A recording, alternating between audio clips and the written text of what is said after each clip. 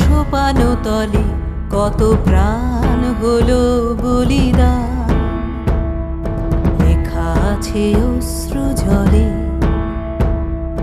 মুক্তির মন্দির সোপানো তলে কত প্রাণ হলো বলিদান। লেখা আছে অশ্রু জলে কত বিপ্লবী বন্ধু